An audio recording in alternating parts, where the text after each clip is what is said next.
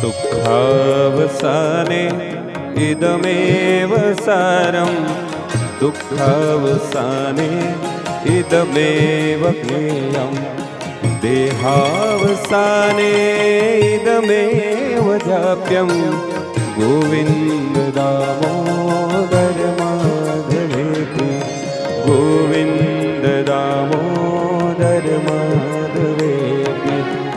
श्री कृष्ण राधा वर गोकुलेश, गोपाल गोवर्धन नाथ विष्णु, जिह्वे पिबस्वामृतमेतदेव, गोविन्द दामोदर माधवेति, गोविन्द दामोदर माधवेति।